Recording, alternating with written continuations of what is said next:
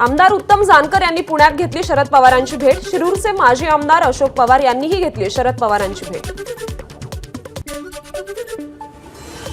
येणाऱ्या काही दिवसात राहुल गांधी शरद पवार यांच्यासोबत निवडणूक आयोगाकडे जाणार। त्या संदर्भात शरद पवारांची भेट घेतल्याची उत्तम जानकरांची प्रतिक्रिया।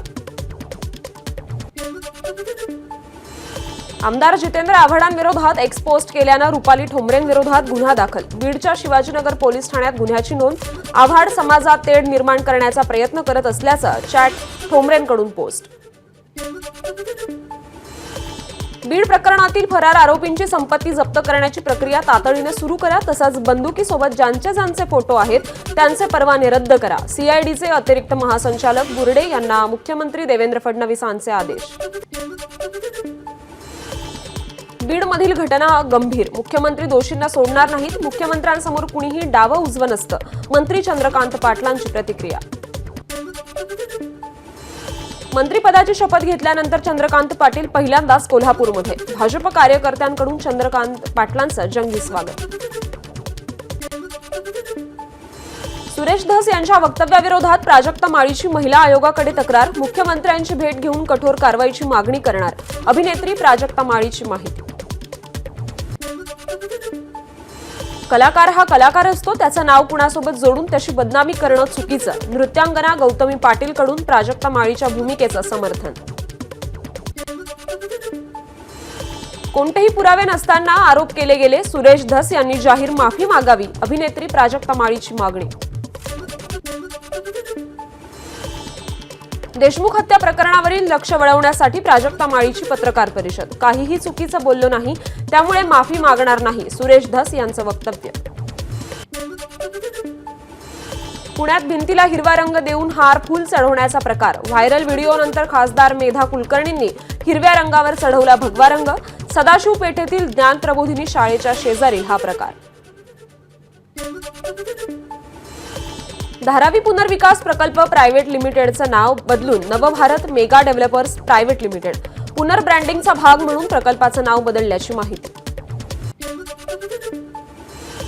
कल्याण गांधारी ब्रिजवर विशाल गवळीसह पत्नी साक्षी गवळीला घेऊन जात पोलिसांकडून पंचनामा, तर विशालकडे असलेल्या सर्टिफिकेटचाही शोध सुरू। सर्टिफिकेट मिळाल्यावर डॉक्टरांचीही होणार चौकशी।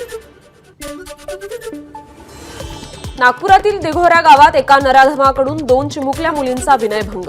नराधम रवींद्र पसारेला अटक। घरासमोर मुली खेळताना खेळण्याचं आमिष दाखवून विनयभंग। मुरुड तालुक्यातील कोरलई येथे अल्पवयीन मुलीवर बोटीमध्ये लैंगिक अत्याचार। रेवदंडा पोलीस स्थानकात आर्यन कोटकरवर गुन्हा दाखल। रिपब्लिकन पार्टी ऑफ इंडियाचे खोरीब गटाचे राष्ट्रीय अध्यक्ष आणि माजी आमदार उपेंद्र शेंडे यांचं नागपुरात निधन। गेल्या अनेक दिवसांपासून ते आजारी होते। आरटीई प्रवेशाच्या 25% राखीव जागांवरील प्रवेशासाठी खासगी शाळांची नोंदणी प्रक्रिया पूर्ण होण्याच्या मार्गावर। त्यानंतर 1 जानेवारीपासून शालेय शिक्षण विभागाकडून आरटीई प्रवेशाचं पोर्टल सुरू होणार। राज्यातील बस आगारांना कलर कोड। आगारांची वेगळी ओळख तयार करण्यासाठी त्यांना विशिष्ट रंग दिला जाणार। परिवहन मंत्री प्रताप सरनाईक यांची घोषणा। विविध कामांसाठी आज मध्य रेल्वेवर मेगा ब्लॉक। सीएसएमटी ते विद्याविहार दरम्यान अप आणि डाऊन धीम्या मार्गावर ब्लॉक घेण्यात येणार। आज हार्बर मार्गावरील पनवेल आणि वाशी स्थानकांदरम्यान ब्लॉक। त्यामुळे सीएसएमटीकडे जाणाऱ्या अप हार्बर मार्गावरील सेवा आणि पनवेल बेलापूरकडे जाणाऱ्या डाऊन हार्बर मार्गावरील सेवा रद्द। आज नवी मुंबई आंतरराष्ट्रीय विमानतळावर पहिलं कमर्शियल एअरक्राफ्टचं लँडिंग। विमानतळाच्या दक्षिण बाजूकडील धावपट्टीवर इंडिगो A320 हे विमान लँडिंग करणार। कापूरबावडी भागात मेट्रो मार्गिकेच्या कामामुळे ठाणे पोलिसांकडून वाहतुकीत बदल। 30 डिसेंबरपर्यंत दररोज रात्री 11 ते पहाटे 5 या वेळेपर्यंत बदल लागू। आर मॉल परिसरात प्रवेशबंदी। दादरचे शिवाजी पार्क धुळमुक्त होणार। मैदानावरील धुळीचा त्रास कमी करण्यासाठी मातीचा वरचा थर काढण्यात येणार।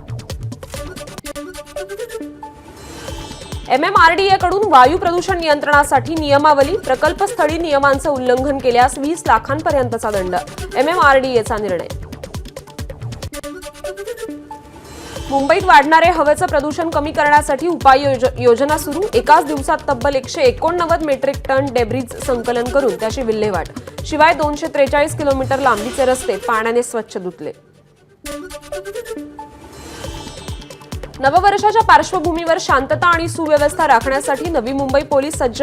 पनवेल आणि उरण परिसरात होणाऱ्या रेव्ह पार्टीवर पोलिसांची करडी नजर असणार। नाताळच्या सुट्ट्या आणि वर्षातील शेवटचा रविवार असल्यामुळे शिर्डीत भाविकांची गर्दी। 31 डिसेंबरला साई मंदिर दर्शनासाठी रात्रभर खुलं ठेवण्याचा निर्णय। तळ कोकणातील समुद्र किनारे पर्यटकांनी गजबजले। समुद्र पर्यटनासोबत किल्ले आणि मंदिरांमध्येही पर्यटकांची गर्दी। पंढरपूरमध्ये ऑनलाईन दर्शन बुकिंग 2 जानेवारीपर्यंत बंद। सलग सुट्ट्यांमुळे प्रचंड गर्दी असल्यानं मंदिर समितीचा निर्णय।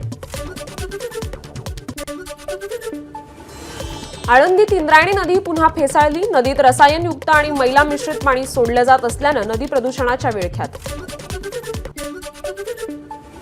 भंडारा जिल्हा सामान्य रुग्णालयात रुग्णांच्या अंगावर अक्षरशः 8 ते 10 उंदरांचा धुमाकूळ।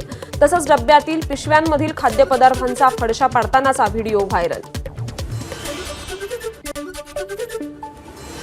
बार्शी अभयारण्यातील ढेमरेवाडी परिसरात वाघाची दहशत। याच वाघाला पकडण्यासाठी लावलेल्या ट्रॅप कॅमेऱ्यात आढळला बिबट्या।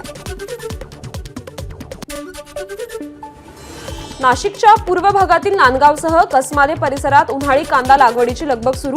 अवकाळी पावसामुळे कांदा लागवड करण्यात अडचण येत होती, मात्र वातावरण निवळताच उन्हाळी कांदा लागवडीला वेग। एबीपी माझा, उघडा डोळे बघा नीट।